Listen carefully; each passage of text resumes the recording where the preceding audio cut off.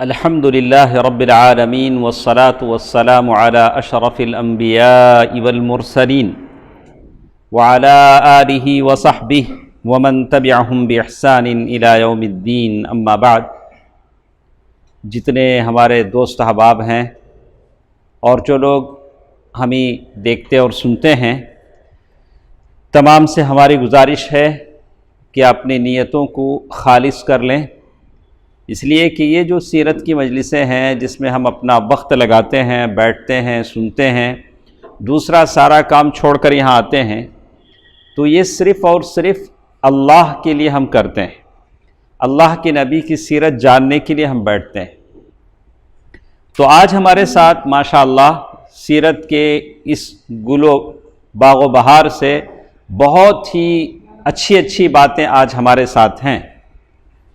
گزشتہ درس میں جو آخری باتیں ہمارے ساتھ تھیں، مدینے میں جو یہود بستے تھے وہ یہود کیا کیا کرتے تھے، آپس میں لوگوں کو لڑاتے تھے، قرضہ دیتے تھے، اور عرب کے سردار یہودیوں کا یہ قرضہ لے کر جود و سخا کا مظاہرہ کرتے تھے، قرضوں میں پھنس جاتے تھے، ان کی جائیدادیں لٹ جاتی تھیں، جیسے آج کل ایک مخصوص قوم مسلمانوں کے ساتھ ایسا کرتی ہے اور وہاں اپنے دکانیں سجاتی ہے جہاں مسلمانوں کی آبادی کثرت سے ہوتی ہے، اس کا ایک غلط فائدہ اٹھاتی ہے۔ تو اس سلسلے میں ایک مشہور واقعہ، یہود نے اللہ کے نبی صلی اللہ علیہ وسلم کا رسالت کا انکار کیوں کیا، جبکہ وہ پہچانتے تھے کہ آپ رسول، سچے رسول ہیں؟ کیوں انکار کیا؟ تو ہماری سمجھ میں آیا کہ حسد کی وجہ سے۔ کیوں؟ حسد کی وجہ سے، یعنی ان کو ہم کیوں رسول ماننا۔ اس سلسلے میں ایک مشہور واقعہ حیی بن اخطب، اس لیے کہ ان کی جو بیٹی تھی حیی بن اخطب، صفیہ بنت حیی بن اخطب، اللہ کے نبی صلی اللہ علیہ وسلم کی زوجات میں سے ہیں، ام المؤمنین ہیں صفیہ۔ تو وہ اپنے باپ اور چاچا کے بارے میں ایک واقعے کا ذکر کرتی ہیں۔ اس واقعے سے آپ اندازہ لگا سکتے ہیں کہ یہودیوں کے دلوں میں اللہ کے نبی صلی اللہ علیہ وسلم کے تعلق سے کتنی نفرت تھی۔ آج بھی وہی نفرت ان کے دلوں میں۔ آج کل جو کچھ اسرائیل فلسطین کے مسلمانوں کے ساتھ کرتا ہے، وہی پرانی دشمنی کا بدلہ لیتا ہے۔ تو اس واقعے سے دیکھیے، کہتے ہیں ام المؤمنین صفیہ بنت حیی بن اخطب رضی اللہ تعالی عنہ روایت کرتی ہیں کہ میں اپنے چاچا اور والد کی نظر میں سب سے چہیتی تھی۔ ایسا ہوتا ہے، باپ کسی ایک بچے سے زیادہ محبت کرتے ہیں، لیکن ہونا یہ چاہیے کہ سارے بچوں سے محبت میں برابر کا سلوک کریں۔ اللہ کے نبی صلی اللہ علیہ وسلم نے اس آدمی کو متنبہ کیا، تاکید کی، جس نے فوراً ایک بیٹا آیا تو بیٹے کو ایک ران پہ بٹھا لیا، بیٹی آئی تو نیچے بٹھایا۔ اللہ کے نبی صلی اللہ علیہ وسلم نے کیا کہا؟ ارے تم کو اس ران پہ بیٹی کو کیا کرنا تھا؟ بٹھا لینا تھا۔ تو بچوں کے لیے بھی آپ محبت میں بھید بھاؤ نہیں کر سکتے ہیں۔ کسی کو اوپر بٹھایا، کسی کو ارے بیٹا ہم کو پالے گا، بیٹی پرائے کی ہے، بیٹی چلے جائے گی، اسے نہ بولتے لوگ بیٹی۔ حالانکہ باپ کا زیادہ خیال کون کرتی ہے؟ بیٹی ہی کرتی ہے۔ اور بیٹی جاتی ہے کس کی طرف؟ باپ پر یا بھائی پر؟ ادریس بھائی بیٹی ہے آپ کو؟ ہے، ماشاء اللہ ماشاء اللہ۔ تو اسی لیے کہتے ہیں کہ واقعی اگر بیٹے اتنے ہوتے، فضیلت اور اس کے حامل ہوتے، تو اللہ تعالیٰ اپنے نبی کو 4 بیٹیاں نہیں دیتا۔ بہرکیف تو دونوں کیا اپنے الگ الگ ہیں، فوائد کے اعتبار سے دونوں الگ ہیں، اللہ تعالیٰ بہتر جانتا ہے۔ تو صفیہ بنت حیی بن اخطب رضی اللہ تعالی عنہ فرماتی ہیں کہ میں اپنے والد اور اپنے چچا کی بہت چہیتی تھی۔ ایسا ہوا جب ہم لوگ سب چھوٹے چھوٹے بچے سامنے جاتے تو میرے ابا سب کو چھوڑ کر مجھے گود میں اٹھاتے، تو ایک طرح کی محبت تھی جو ہو گئی تھی۔ اللہ کے نبی صلی اللہ علیہ وسلم مکے سے ہجرت کر کے مدینہ پہنچے ہیں۔ مدینہ پہنچنے سے پہلے اللہ کے نبی صلی اللہ علیہ وسلم نے کہاں قیام کیا؟ رفیق بھائی، مدینہ آنے سے پہلے اللہ کے نبی صلی اللہ علیہ وسلم نے کہاں قیام کیا؟ جنید بھائی، قباء میں بنو عمرو بن عوف ایک قبیلہ تھا، وہاں اللہ کے نبی صلی اللہ علیہ وسلم ٹھہرے رہے۔ کتنے دن ٹھہرے، 8 دن، 12 دن، 24 دن، الگ الگ اقوال اس کے ہیں۔ اب اللہ کے نبی صلی اللہ علیہ وسلم آئے ہیں تو سارے لوگ آ رہے ہیں جوق در جوق دیکھنے کے لیے۔ تو صفیہ بنت حیی بن اخطب کے جو ابا تھے حیی بن اخطب، ان کے دل میں بھی جوش آیا، بولا کہ چلو ہم بھی جا کے اس رسول کو دیکھتے ہیں۔ تو اپنے ان چچا کو لے کر نکلے، یعنی ان کی چچا صفیہ کی چاچا کو لے کر نکلے، مطلب 2 بھائی حیی بن اخطب اور ان کے بھائی دونوں نکلے۔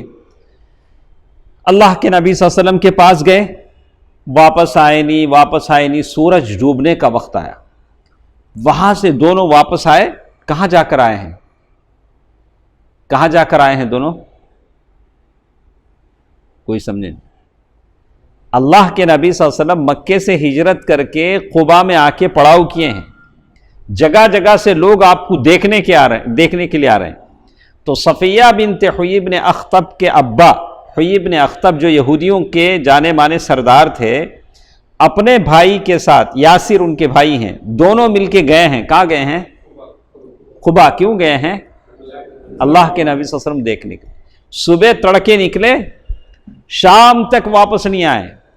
شام سورج غروب ہونے سے پہلے آئے، تھکے ماندے بوجھل قدموں کے ساتھ گرتے پڑتے آئے، اور روزانہ کی طرح صفیہ بنت حیی بن اخطب چھوٹی سی بچی ہیں، روزانہ کی طرح صفیہ بنت حیی بن اخطب چھوٹی سی بچی ہیں، فوراً سامنے گئیں کہ ان کو گود لیں گے، لیکن ان کے ذہن اتنے تھکے ہوئے ہیں، جو کچھ انہوں نے دیکھا ہے گود تک نہیں لیا۔ کس کو گود نہیں لیا؟ صفیہ بنت حیی بن اخطب کو۔ بہت زیادہ غم میں تھے، ادھر دیکھا ہی نہیں ان کی طرف۔ اور چاچا جو تھے یاسر، حیی بن اخطب کو پوچھ رہے تھے کہ کیا یہ وہی ہے جس کا ذکر ہماری کتابوں میں ہے؟ تو حیی بن اخطب نے کہا کہ بالکل یہ محمد ہیں جن کا ذکر ہماری کتابوں میں ہے، خدا کی قسم۔ چچا نے پھر کہا یاسر نے، آپ بالکل ٹھیک پہچانتے ہیں نا؟ ٹھیک پہچان رہے ہیں؟ بولا کہ ہاں بالکل، میں مطمئن ہوں۔ تو پھر یاسر نے پوچھا کہ اب آپ کے دل میں کیا خیال ہے ان کے تعلق سے؟ کیا آپ ان کو رسول مان لیں گے؟ ان کے ہاتھ پر بیعت کر کے اسلام قبول کر لیں گے؟ تو حیی بن اخطب انہوں نے کہا خدا کی قسم، عداوت میرے دل میں کیا ہے؟ عداوت ہے، دشمنی ہے، جب تک زندہ رہوں گا۔ کیا ہے؟ جب تک زندہ رہوں گا۔ آپ جب سیرت پڑھیں گے حیی بن اخطب کی، اللہ کے نبی صلی اللہ علیہ وسلم نے ان کو قتل کروا دیا تھا۔ بعد میں قتل کے لیے جب لائے گئے، ان کے اوپر اچھی قمیص تھی، بہت شاندار کیا تھی؟ قمیص تھی۔ تو ایسا ہوتا ہے کہ جس کو قتل کرتا ہے اس کے جسم پر جو کچھ ہے کسے ملتا ہے؟ قاتل کو ملتا ہے۔ تو انہوں نے اپنے قتل ہونے سے پہلے اپنی قمیص خود سے پھاڑ لی۔ سمجھتے ہیں ادریس بھائی؟ کیوں پھاڑا؟ کیوں پھاڑا انہوں نے؟ تاکہ کسی مسلمان کا بھلا نہ ہو، کسی مسلمان کا فائدہ نہ ہو۔ تو بہرکیف یہ حیی بن اخطب ہیں، ان کی بڑی تاریخ ہے۔ تو یہ اس طرح کی عداوت یہودیوں کے دل میں تھی۔ آج جیسے کچھ آپ دیکھ رہے ہیں، کچھ نے برملا اعلان کیا ہے کہ آج جیسے کچھ ہم مسلمانوں کے ساتھ ہم کر رہے ہیں، یہ اس زمانے کے ہمارے مقتولین کا بدلہ ہے جو ہم لے رہے ہیں۔ بہرکیف اسی کی گواہی صحیح بخاری میں عبداللہ بن سلام رضی اللہ تعالی عنہ کی گواہی ہے۔ یہ بڑے عالم تھے، یہودیوں کے بڑے عالم تھے، احبار، حبر من احبار الیہود۔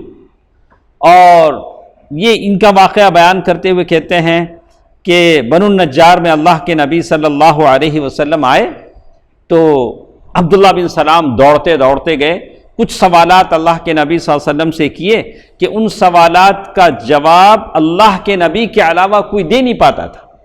تو وہ سوالات انہوں نے کیے اور اسی وقت مسلمان ہو گئے۔ پھر آپ نے کہا، کس نے کہا؟ عبداللہ بن سلام رضی اللہ عنہ، جن کے بارے میں آتا ہے، کہتے ہیں کہ میں کبھی چاند کو دیکھتا تھا، کبھی اللہ کے نبی کے چہرے مبارک کو دیکھتا تھا، میں نے کہا کہ واللہ یہ کسی جھوٹے کا چہرہ نہیں ہو سکتا۔ تو عبداللہ بن سلام رضی اللہ تعالیٰ عنہ نے کہا کہ اللہ کے نبی، یہود بڑی بہتان باز قوم ہے۔ کیا کہا؟ یہود کیا ہے؟ بڑی بہتان باز قوم ہے۔ شاید قرآن میں جتنی سخت آیتیں یہودیوں کے تعلق سے آئی ہیں شاید کسی قوم کے تعلق سے آئیں۔ اللہ کی لعنت ہوئی ہے کس پر؟ یہودی قوم پر۔ لیکن آج دنیا کے صفحے پر آپ دیکھیں گے کہ وہ ایک پنپتی ہوئی قوم نظر آ رہی ہے، جوتے کے پالش سے لے کر جیٹ طیاروں تک، یا اس سے بھی بڑی بڑی چیزیں وہ قوم کی صنعت ہے، بناتی ہے۔ لیکن اس کا یہ مطلب نہیں ہے کہ جو قوم دنیا کی صنعت میں آپ جو جوتوں پہ پالش کرتے ہیں، شائنر کرتے ہیں، وہ بھی کہاں بنتا ہے؟ اسرائیل ہی بناتا ہے۔ تو اس کا یہ مطلب نہیں ہے کہ وہ قوم بہت مانی ہوئی ہے، اس کو ہمیں یہ نہیں، دنیا ہمارے پاس مچھر کے پر کے برابر بھی نہیں ہے۔ اصل یہ ہے کہ رب کو اگر مانے تو وہ اصل چیز ہے جو آدمی بندہ اللہ تعالیٰ کی پہچان کر لیتا ہے۔ تو بہرکیف کہتے ہیں عبداللہ بن سلام رضی اللہ تعالیٰ عنہ نے کہا کہ اللہ کے نبی، میں مسلمان ہو گیا ہوں، آپ ایسا کریں یہودیوں کو بلائیں، بلا کے میرے بارے میں پوچھیں، میرے بارے میں فیڈ بیک لیں کہ میں کیسا آدمی۔ تو اللہ کے نبی صلی اللہ علیہ وسلم نے یہودیوں کو بلا بھیجا، سارے یہودی آ گئے۔ عبداللہ بن سلام رضی اللہ تعالیٰ عنہ دروازے کے پیچھے ہیں، آنے والے یہودی کسے نہیں دیکھ رہے ہیں؟ عبداللہ بن سلام رضی اللہ تعالیٰ عنہ۔ مشہور حدیث ہے، آپ نے سنا ہوگا، افشوا السلام، یا لوگوں سلام پھیلاؤ، واطعموا الطعام، غریبوں کو کھانا کھلاؤ، وصلوا باللیل والناس نیام، رات کو نماز پڑھو جب لوگ کیا رہے ہوں؟ سو رہے ہوں، تدخلوا الجنۃ بسلام، رواہ عبداللہ بن سلام۔ کہا کہ آپ کیا ہو جائیں گے؟ جنت میں داخل ہو جائیں گے سلامتی کے ساتھ۔ تو دروازے کے پیچھے وہ چھپ گئے، یہود آئے تو اللہ کے نبی صلی اللہ علیہ وسلم نے پوچھا کہ یہود سے کہا کہ بتائیے کہ یہ عبداللہ بن سلام کیسے آدمی ہے؟ کس سے پوچھ رہے ہیں؟ یہودیوں سے۔ یہودیوں نے کہا ارے ان کے بارے میں کیا پوچھیں، وہ ہمارے سب سے بڑے عالم ہیں اور سب سے بڑے عالم کے بیٹے ہیں، شریف ابن الشریف، وہ ہمارے سب سے بڑے عالم کے بیٹے ہیں اور ہمارے سب سے بڑے آدمی ہیں، سب سے بڑے اچھے آدمی۔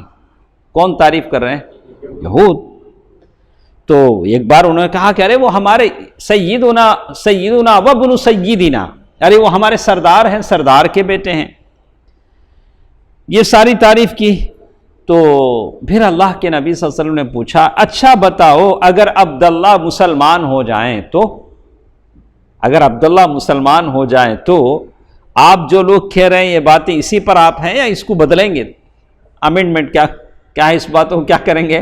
رد و بدل کریں گے۔ تو یہودیوں نے جب سنا تو 2-3 بار کہا اللہ ان کو محفوظ رکھے۔ سب سے پہلے انہوں نے کیا کہا؟ اللہ تعالیٰ ان کو اس سے کیا کرے؟ محفوظ رکھے۔ جیسے انہوں نے بولا دروازے کے پیچھے سے عبداللہ بن سلام رضی اللہ تعالیٰ عنہ کلمہ پڑھتے ہوئے نکلے، اشہد ان لا الہ الا اللہ واشہد ان محمدًا عبدہ ورسولہ۔ تو یہود کی قوم نے جیسے ہی اسے سنا تو کہا شرنا وابن شرنا، شرنا وابن شرنا، یہ ہمارا سب سے برا آدمی ہے، برے آدمی کا بیٹا ہے۔ دیکھو یہاں عبداللہ بن سلام تک ہی نہیں رکے، کہاں تک چلے گئے؟ ابا تک بھی چلے گئے۔ اسی وقت انہوں نے برائیاں شروع کر دی۔ عبداللہ بن سلام رضی اللہ تعالیٰ عنہ نے کہا کہ اے جماعت یہود، اللہ سے ڈرو، میرے بارے میں کیا کرو؟ اللہ سے ڈرو، اس اللہ کی قسم جس کے سوا کوئی معبود نہیں ہے۔ تم جانتے ہو کہ محمد صلی اللہ علیہ وسلم اللہ کے سچے رسول ہیں، آپ حق لے کر آئے ہیں، لیکن یہودیوں نے کہا کہ تم جھوٹ کہتے ہو۔ کس سے کہا؟ عبداللہ بن سلام رضی اللہ تعالیٰ۔ تو کہتے ہیں کہ اللہ کے نبی صلی اللہ علیہ وسلم کے لیے پہلا تجربہ تھا مدینے میں آنے کے بعد یہودیوں سے معاملے کا، یہ کیا ہے؟ اللہ کے نبی صلی اللہ علیہ وسلم کے لیے پہلا تجربہ تھا۔ اللہ کے نبی صلی اللہ علیہ وسلم کو معلوم ہوا کہ پہلے دن ہی یہود کیسی قوم ہے، اللہ کے نبی صلی اللہ علیہ وسلم کو معلوم ہو گیا۔ یہ مدینے کے داخلی حالات تھے، مدینے میں اللہ کے نبی صلی اللہ علیہ وسلم آنے کے بعد یہ داخلی حالات تھے۔ مدینے کے باہر مسلمانوں کے جو دشمن تھے، جو 13 سال تک مسلمانوں کو تنگ کرتے رہے، ایذا رسانی کرتے رہے، تکلیف دیتے رہے، ان کے اندر مسلمان تکلیفیں جھیلتے رہے، وہ کون ہیں؟ مدینے کے باہر قریش ہیں، ان سے یہ ہوتے رہے۔ تو اب قریش نے جب دیکھا کہ مسلمان مکہ چھوڑ کر نکل چکے ہیں یا اکثر نکل رہے ہیں، تو انہوں نے کیا کیا؟ مسلمانوں کی جو جائیدادیں تھیں، جو مکانات تھے، اس پر قبضہ کر لیا۔ اس پر کیا کر لیا؟ قبضہ کر لیا۔ ہر کنٹری کا ایک قانون ہے، اس کو کیا بولتے ہیں؟ Enemies property. وہ ایک قانون کے تحت ہوتا ہے۔ اگر کوئی آدمی ایسا چلا جاتا ہے تو اس کی پراپرٹی پر کیا کرتے ہیں؟ قبضہ کر لیتے ہیں۔ تو اپنے اپنے ملک کا ایک قانون ہوتا ہے، لیکن انہوں نے کیا کیا؟ مسلمانوں کی جائیدادوں پر کیا کر دیا؟ قبضہ کر لیا۔ ان کی زمینیں، مکان، مال و دولت، ساری چیزیں قبضہ کر لی۔ اور بعض ایسے ہیں کہ مسلمان مدینے میں آ گئے ہیں، مرد، عورتیں اور بچے مکے میں پھنس گئے ہیں، تو ان کے بیچ میں حائل ہو گئے، بچوں کو، بیویوں کو ادھر آنے نہیں دیا، اور مکے میں جو ملتا اس کو قید کر کے سزا دیتے۔ اور پھر ہم نے دیکھا کہ اسی پر انہوں نے بس نہیں کیا، اللہ کے نبی صلی اللہ علیہ وسلم کو قتل کرنے اور آپ کو شہید کرنے اور آپ کی دعوت کو جڑ سے اکھاڑ پھینکنے کی انہوں نے کوشش کی، لیکن اللہ تعالیٰ نے ان کی حفاظت کی۔ اب ہوا یہ تھا کہ قریش کعبۃ اللہ کی سرداری ان کے پاس تھی، تو اس طرح سے وہ جو بات بولتے تھے، آس پاس کے کافر بھی ان باتوں کو کیا کرتے تھے؟ مانتے تھے، اس لیے کہ وہ صدنہ تھے، مجاور تھے، مکے کے مجاور تھے۔ تو انہوں نے آس پاس کے جو کافر ہیں، مطلب طائف کے کافر ہیں یا ادھر ادھر کے جو کافر ہیں، سب کافروں کو بھڑکا کر مدینے کا بائیکاٹ کر دیا۔ ایک طرح سے کیا کر دیا؟ مدینے کا بائیکاٹ کر دیا۔ اور مدینے میں جو درآمدات جو چیزیں ہیں، درآمدات مانے امپورٹ جو چیزیں ہوتی ہیں، وہ کیا ہو گئی؟ کم ہو گئی۔ باہر سے کوئی مال آتا نہیں تھا، اور مدینے میں آبادی بڑھ رہی تھی، مسلمان ہجرت کر کے آ رہے تھے۔ تو اب آپ سوچ سکتے ہیں کہ یہ جنگ جو چھیڑی گئی، کس کی طرف سے چھیڑی گئی؟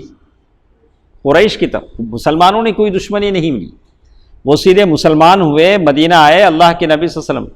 اب قریش نے یہ جنگ چھیڑی کہ ان کے کمائی کے راستے بند کر دیے، ان کے زمینوں پر قبضہ کر لیا، ان کے مکانات پر قبضہ کر لیا، ان کو بیوی بچوں کو ان سے دور کر دیا، ان کے گاؤں سے ان کو نکال دیا، ان کو تکلیفیں دی۔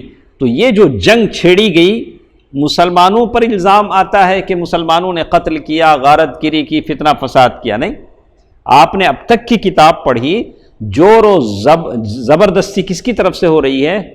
قریش کی طرف سے ہو رہی ہے۔ تو اب آپ یہ فیصلہ کریں، اب مسلمانوں کو یہ حق تھا کہ اب ان کے مالوں کو ضبط کریں۔ کس کے؟ قریش کے مالوں۔ قریش کے قافلے تجارت کے لیے سریا جاتے تھے، یمن جاتے تھے، واپس جب آتے تو مدینے سے ہو کر گزرتے۔ اب مسلمانوں کے پاس کوئی راستہ نہیں ہے، کیا کریں گے مسلمان؟ ان کے قافلوں پر کیا کریں گے؟ دھاوا بولیں گے۔ وہاں سے جو مال وہ کما کے لائے ہیں، مسلمان کیا کریں گے؟ مال غنیمت کے طور پر حاصل کر لیں گے۔ تو اب مسلمان ظالم ہیں؟ ہرگز ظالم نہیں۔ مسلمانوں کے پاس کوئی راستہ نہیں، بس ایک ہی راستہ، تو وہ بھی ان سرکشوں کو ستائیں، اور جس طرح مسلمانوں کی زندگیوں کے آگے رکاوٹیں کھڑی کی گئی تھیں، اسی طرح مسلمان بھی ان سرکشوں کی زندگیوں کے آگے رکاوٹیں کھڑے کریں۔ اور اس کو کہتے ہیں جیسے کو تیسا، ٹٹ فار ٹیٹ۔ بالکل مسلمانوں یہی سے کیا؟ مسلمانوں کی طرف سے ایسا نہیں تھا، جو کچھ بھی ان کی طرف سے ہوا، اس کو ہم اردو میں کیسے بولیں گے؟ جیسے کو تیسا، جیسے کو تیسا۔ ہاں، ایک اور حساب بھی ہے، تو سیر تو میں سوا سیر، ایسا مسلمانوں نے نہیں کیا۔ مسلمانوں نے کیا کیا؟ تم جتنا کرو گے ہم اتنا ہی کریں گے۔ اس زیادتی کا حکم اللہ تعالیٰ نہیں دیتا ہے۔ اللہ تعالیٰ جتنا نقصان آپ کو پہنچا ہے اس کا بدلہ آپ لے سکتے ہیں، لیکن سیر کو سوا سیر کا حساب نہیں دے سکتے ہیں۔ تو یہ تھے وہ مسائل۔ اب دو طرح کی چیزیں آپ نے سنا، ایک مدینے کے داخلی مسائل جو وہاں کے کافروں یہودیوں سے تھے، ایک باہر کے مسائل جو مکے کے قریش کے لوگوں سے تھے۔ اللہ کے نبی صلی اللہ علیہ وسلم مدینہ آئے ہیں اور مدینہ آ کر ان تمام مسائل کو حل کرنا اللہ کے نبی صلی اللہ علیہ وسلم اور صحابہ کا کام ہے۔ اور اس میں سب سے زیادہ ذمہ داری کس پر عائد ہوتی ہے؟ اللہ کے نبی صلی اللہ علیہ وسلم پر، کہ ان تمام مسائل کو کیسے ڈیل کیا جائے، کیسے حل کیا جائے۔ تو آپ کا اس میں سب سے بڑی چیز، آپ پیغمبر تھے، اللہ تعالیٰ کی طرف سے آپ کی خصوصی رہنمائی ہوتی تھی، آپ کا پیغمبرانہ کردار تھا، اور آپ ایک عظیم قائد تھے، آپ کے اندر قائدانہ رول۔ اور اسی طرح یہ جو قوم تھی کبھی نرمی کبھی سختی کی مستحق تھی، جو جس سلوک کے مستحق تھے وہی سلوک ان کے ساتھ کیا جاتا تھا۔ انشاءاللہ آپ کو آگے آئے گا۔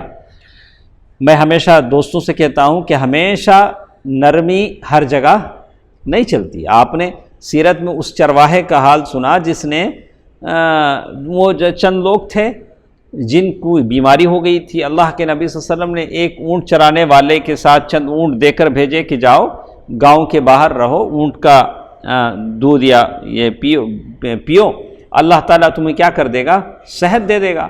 تو انہوں نے اونٹ بھی چرائے، چرواہے کو قتل بھی کر دیا۔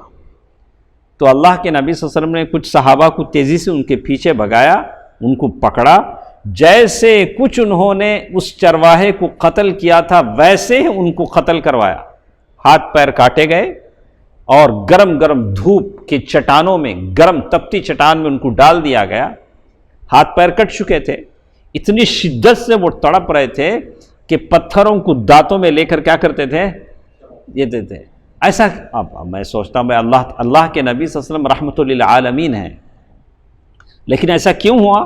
ایسا اس لیے ہوا کہ انہوں نے ویسے ہی کیا کیا، اس چرواہے کو قتل کیا، اور بالکل جیسے کو تیسا، بالکل ویسے ہوا۔ تو بہرکیف ہاں، اگر معاف اگر ہوتا ہے، اولیاء اگر معاف کرتے ہیں، مقتول کے جو ذمہ دار ہیں وہ معاف کرتے ہیں، بولو چاہے معاف کر، ہم لوگ معاف کرتے ہیں، بات الگ ہے۔ ہاں، اگر معافی کر دیتے ہیں تو وہ بات الگ، اگر کوئی معاف نہیں کرتا، قصاص لینا چاہتا ہے تو اس کو قتل کر دیا جائے گا۔ تو کہتے ہیں اللہ کے نبی صلی اللہ علیہ وسلم نے اپنے رحمت اور محبت کے پہلو کو ہمیشہ اوپر رکھا، اور اللہ کے نبی صلی اللہ علیہ وسلم نے ایک اچھے اور احسن طریقے سے کیسے اس معاشرے کی تشکیل دی، انشاءاللہ اس کو ہم پڑھیں گے۔ جیسے شیخ نے لکھا، نئے معاشرے کی تشکیل، نئے معاشرے کے معنی ایک نئی سوسائٹی اللہ کے نبی صلی اللہ علیہ وسلم نے مدینہ پہنچ کر بنائی۔ ایک نئی سوسائٹی تھی جہاں گناہوں کی سزا ملتی تھی، جہاں مجرم کو اس کی جرم کی سزا دی جاتی تھی، جہاں زکوٰۃ، بعد میں جب زکوٰۃ فرض ہوا تو زکوٰۃ ادا کیا جاتا تھا۔ ایک بالکل اسلامک سوسائٹی اللہ کے نبی صلی اللہ علیہ وسلم نے تشکیل دی۔ تو اللہ کے نبی صلی اللہ علیہ وسلم جب مدینہ آئے تو 20/7 سپٹمبر 622 عیسوی، یہ 20/7 سپٹمبر، یہ آج کیا تاریخ ہے؟ اکتوبر ہے نہیں؟ اکتوبر ہے۔ تو اللہ کے نبی صلی اللہ علیہ وسلم آئے تو 27 سپٹمبر 622 عیسوی کو اللہ کے نبی صلی اللہ علیہ وسلم ابو ایوب انصاری رضی اللہ تعالیٰ عنہ کے گھر میں قیام کیا۔ تو ابو ایوب رضی اللہ تعالیٰ عنہ کے قیام کرنے کے بعد سب سے پہلے اللہ کے نبی صلی اللہ علیہ وسلم نے مسجد بنائی۔ تو اللہ کے نبی صلی اللہ علیہ وسلم نے مسجد بنانے کے لیے وہی جگہ منتخب فرمایا جس جگہ آپ کی اونٹنی بیٹھی تھی، اس جگہ۔ اللہ کے نبی صلی اللہ علیہ وسلم نے پوچھا، ابھی کیا ہے، کچھ ظالم حکومتیں ہیں، کچھ بنانا چاہتی ہیں، جگہ قبضہ کر لیتی ہیں۔ اب وہ جگہ کس کی ہے اس سے ہم کو مطلب نہیں ہے، ہم حکومت میں ہیں، ہم اپنا کچھ بھی بنانا چاہیں گے، آپ جانیں خلاص. لیکن اللہ کے نبی صلی اللہ علیہ وسلم نے ایسا نہیں کیا. بولا کہ جہاں اونٹنی بیٹھی تھی، بولا کہ یہ جگہ کس کی ہے، یہ جگہ کس کی ہے، اور قیمت دے کر اللہ کے نبی صلی اللہ علیہ وسلم نے وہ جگہ خریدی. 2 یتیم بچوں کی جگہ تھی. اللہ کے نبی صلی اللہ علیہ وسلم نے پے کیا، ادا کیا. وہ زمین اللہ کے نبی صلی اللہ علیہ وسلم نے خریدا، اور بنفس نفیس، یعنی آپ خود مسجد کے بنانے میں کیا رہے، شریک رہے. یہ بہت بڑی بات. ہم خود کسی کام میں شریک ہوں.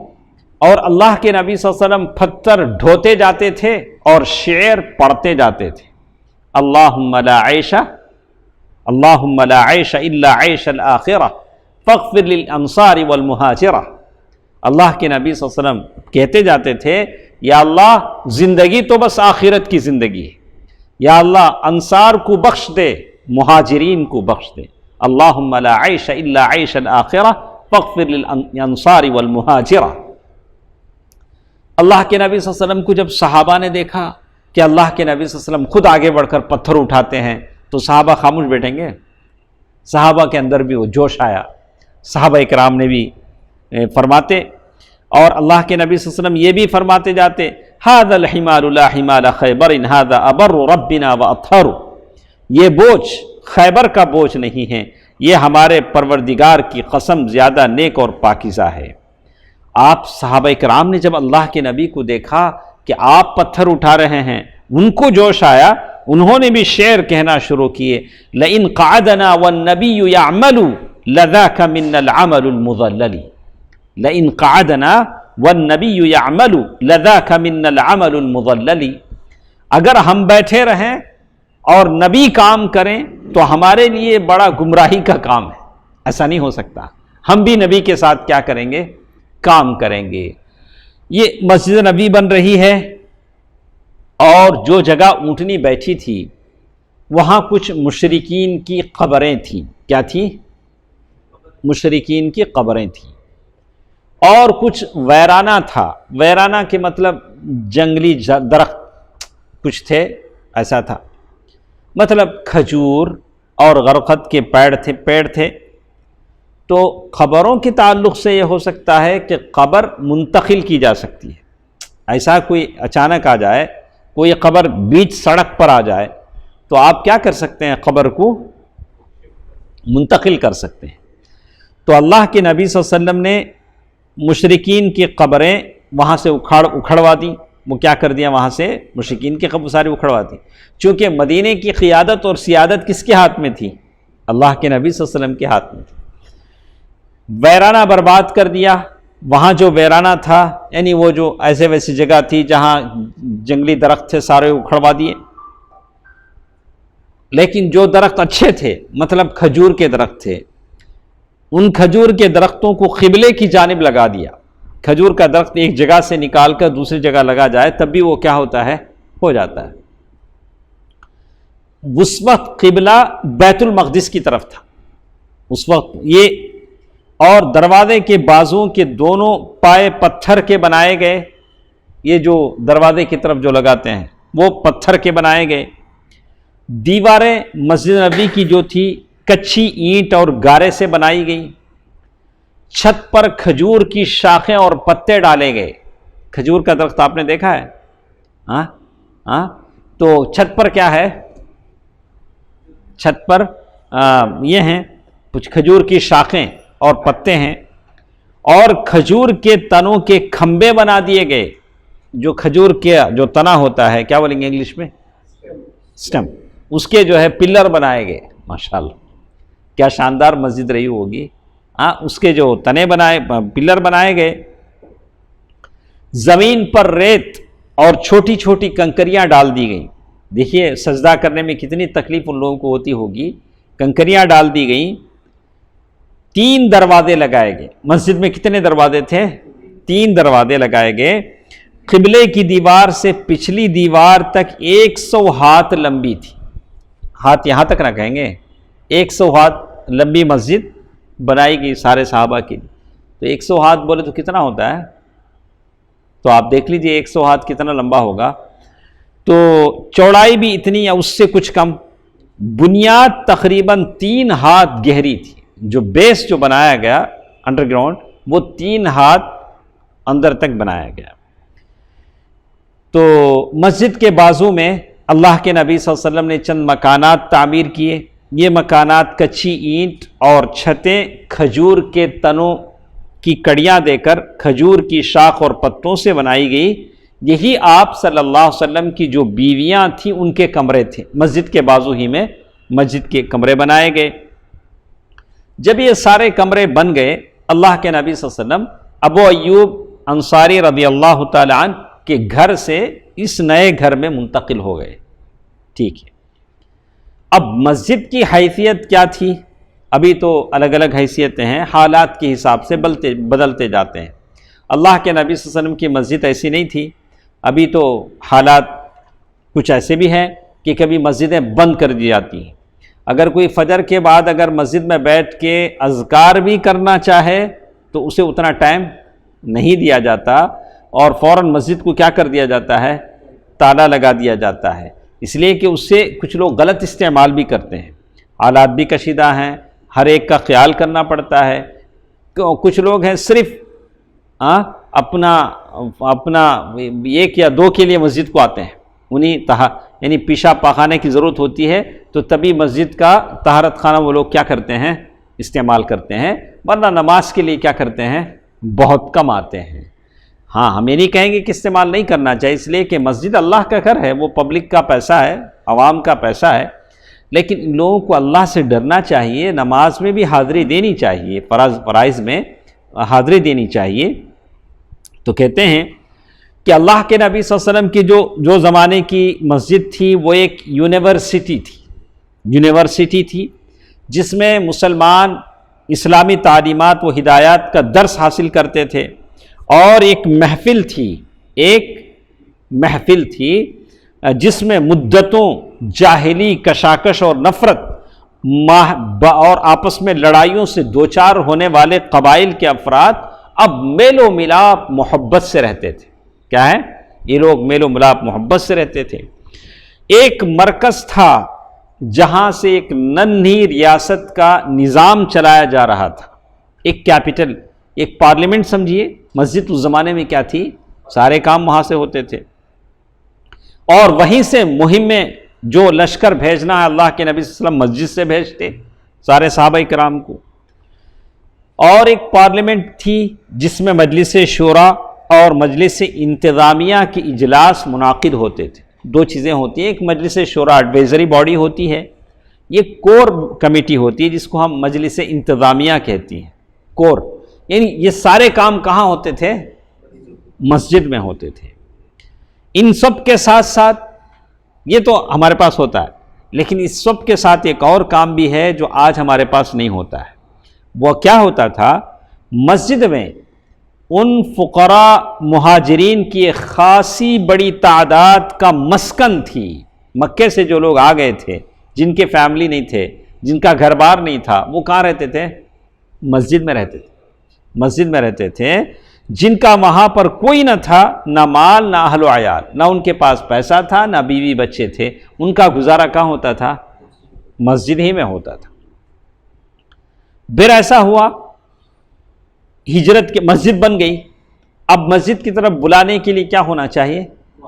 اذان ہوگی تبھی تو لوگوں کو پتہ چلے گا۔ تو ایسا ہوا کہ اللہ کے حکم سے اذان کا حکم بھی آ گیا، تو ایک نغمہ، ایک آواز اللہ تعالیٰ کی طرف سے، ایک لاہوتی نغمہ تھا جو دن میں 5 مرتبہ بولا جاتا تھا، جس سے پورا عالم وجود لرز اٹھتا تھا۔ لیکن آج ضرورت ہے کہ ہماری اذانوں میں اتنی جان ہو۔ کتنی مسجدیں ہیں بڑی خوبصورت، ایک مسجد 5-5 کروڑ روپے کی ہوگی، لیکن اذان سنیں گے تو تعجب ہو جائے گا۔ نہ تلفظ اچھا ہے، نہ بولنے کا انداز اچھا ہے۔ ارے ایک تصویر ہے، اذان کیا ہے؟ اسلام کی ایک شعار ہے، ایک آواز ہے، اس کو ہر راستہ آنے جانے والا سنتا ہے۔ تو آپ ایسے کسی مؤذن کو رکھیں جو بلال رضی اللہ تعالیٰ عنہ جیسا تو نہیں، یا مکی کے مؤذن جیسا تو نہیں، لیکن کم از کم کیا ہو؟ اس کا تلفظ اچھا ہو، پروننسیشن اچھا ہو، اذان کے کلمات میں وہ تاثیر ہو، رہ گئی رسم اذان روح بلالی نہ رہی، رہ گیا فلسفہ تنقید غزالی نہ رہی، رہ گئی رسم اذان روح بلالی نہ رہی۔ اب صرف اذان تو رہ گئی ہے، لیکن اس کے اندر جو اسپرٹ، جو روح ہے، وہ ہمارے پاس نہیں ہے۔ تو اس لیے کہ اذان سن کر بھی بہت سارے لوگ کیا ہوتے تھے؟ مسلمان ہو جاتے تھے۔ تو مسجد کے جو ذمہ داران ہیں، متولیان ہیں، ان کو توجہ دینی چاہیے۔ لیکن ایک المیہ ہے ہمارے پاس، ایک یہ ہے، ہم کیا چاہتے ہیں کم سے کم میں مسجد کا خرچہ کیا ہو جائے، نکل جائے۔ دوسرے خرچے ہو سکتا ہے، لیکن امام، مؤذن جو مسجد کی یہ کرتے ہیں، وہ لوگ کیا ہونی چاہیے، ان کی آواز دلکش ہو، وہ اچھا یہ کر سکیں۔ ٹھیک ہے۔ اس کے بعد اذان، عبداللہ بن زید عبد ربہ رضی اللہ عنہ، ان کو یہ خواب آیا۔ یہ کون صحابی ہیں؟ عبداللہ بن زید بن عبد ربہ۔